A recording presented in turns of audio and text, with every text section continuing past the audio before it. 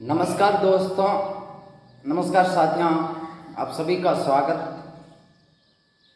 थार की आवाज़ YouTube channel पर। आप देख रहे हैं थार की आवाज़। आप सभी का स्वागत और हार्दिक अभिनंदन करता हूं मेरे इस यूट्यूब चैनल पर।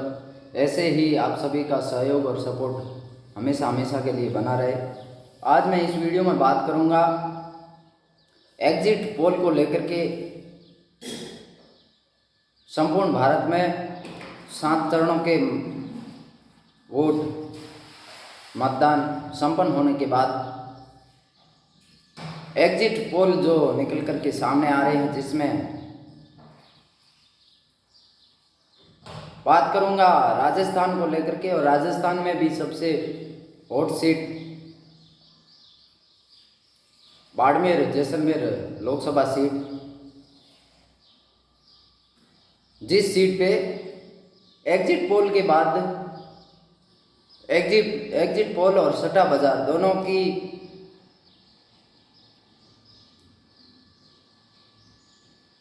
अपना अपना आंकलन, जिसमें एग्जिट पोल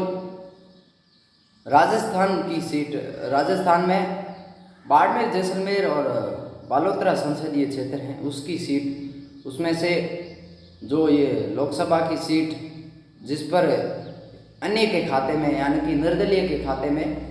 जाती हुई दिख रही है। एग्जिट पोल के बाद भारतीय पार्टी के समर्थक और भारतीय जनता पार्टी के समर्थक दोनों में काफ़ी हद तक मायूसी का माहौल भी देखा जा रहा है। एग्जिट पोल में अन्य के खाते में बाड़मेर जैसलमेर की सीट को दिखाया जा रहा है और उनके खाते में ये सीट जाती हुई दिख रही है। तो इससे रविंद्र सिंह भाटी के समर्थकों में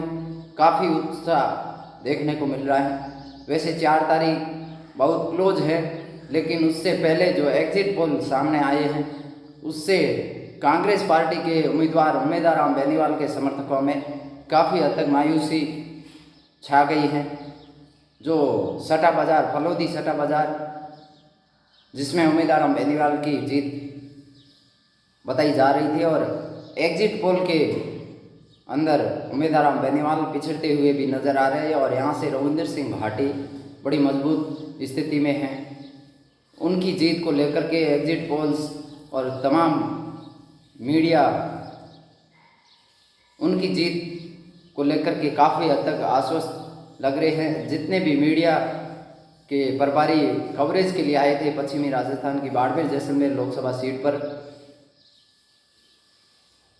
उनका सर्वे रिपोर्ट्स के मुताबिक रविंद्र सिंह भाटी यहाँ से काफ़ी हद तक मजबूत बताए जा रहे हैं। आज तक और इंडिया न्यूज़ के भारत का सबसे बड़ा चैनल, जिसके ऊपर जिन्होंने इस सीट के ऊपर रविंद्र सिंह भाटी की जीत को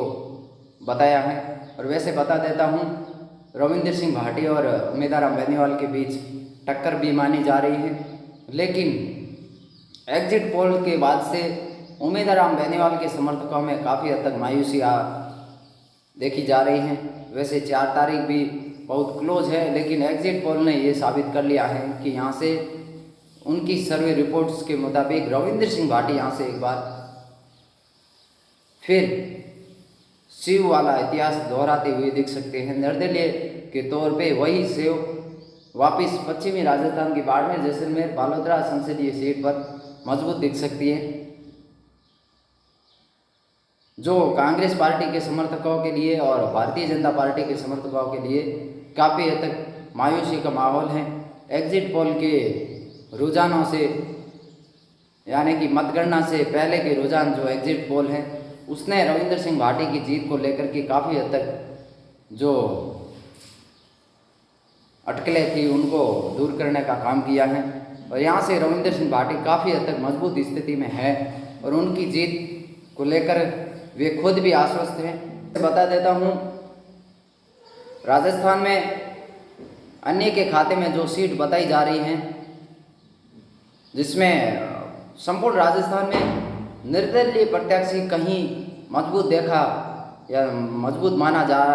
जाए तो वो सीट है बाड़मेर जैसलमेर लोकसभा सीट। और उसमें एग्जिट पोल में भी ये चीज़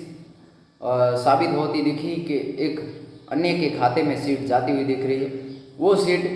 बाड़मेर जैसलमेर और बालोतरा संसदीय क्षेत्र की सीट हो सकती हैं और वही मानी जा रही हैं, जिस पर रविंदर सिंह भाटी निर्दलीय प्रत्याशी, एक युवा जो प्रत्याशी है, और उनका चुनावी कैंपेन भी सबसे अच्छा, जितने भी तमाम राजस्थान में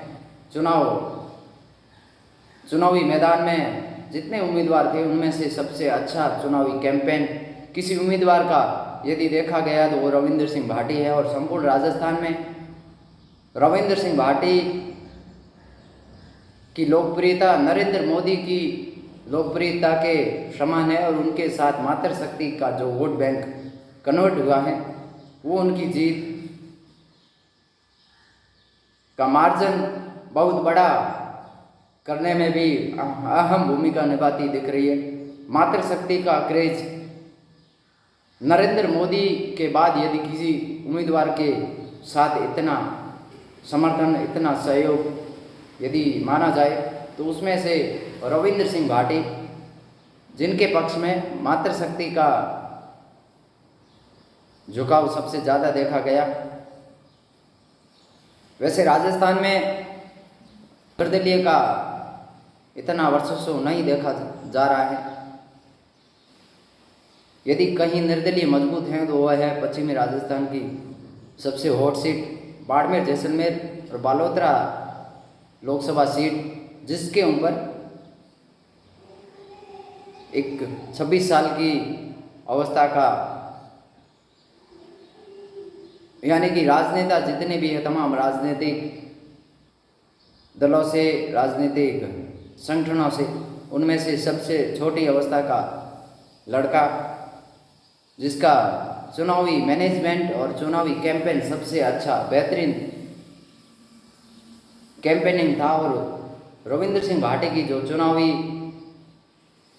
चुनाव लड़ने की शैली, यदि रविंदर सिंह भाटी इस चीज़ को लेकर के किस प्रकार का चुनावी कैंपेन हो उसको लेकर के यदि पुस्तक भी लिख दे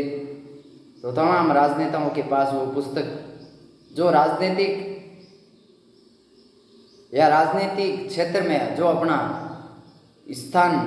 रखना चाहते हैं वे लोग जरूर उस पुस्तक को पढ़ते हुए भी दिख सकते हैं, क्योंकि उन्होंने जिस प्रकार का चुनाव लड़ा था,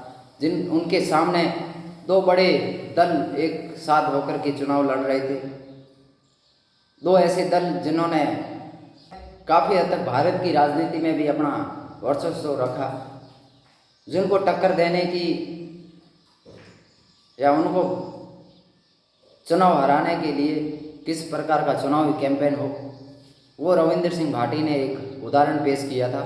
और एग्जिट पोल के बाद से रविंदर सिंह भाटी के समर्थकों में काफ़ी हद तक खुशी भी दिखी और रविंदर सिंह भाटी खुद इस चीज़ को लेकर के काफ़ी आश्वस्त हैं और वे चुनाव खत्म होने के बाद से लेकर के आज तक अभी तक जनता के बीच मूलभूत सुविधाओं के लिए, उनको होने वाली असुविधा को दूर करने के लिए भी जनता के बीच हर पल अवेलेबल दिखते हैं, जो अपने आप में एक बड़ी बात है। और वो खुद अपने जीत को लेकर के भी काफ़ी आश्वस्त लग रहे हैं और एग्जिट पोल ने जो चीज़ क्लियर भी कर ली है। यहाँ पश्चिमी राजस्थान की बाड़मेर जैसलमेर लोकसभा सीट निर्दलीय के खाते में जा सकती है, संपूर्ण राजस्थान की एकमात्र सीट जो कहीं अदर यानी कि अन्य के खाते में जाए तो उसमें से रविंदर सिंह भाटी यहाँ से मजबूत होते दिखते नज़र आ रहे हैं।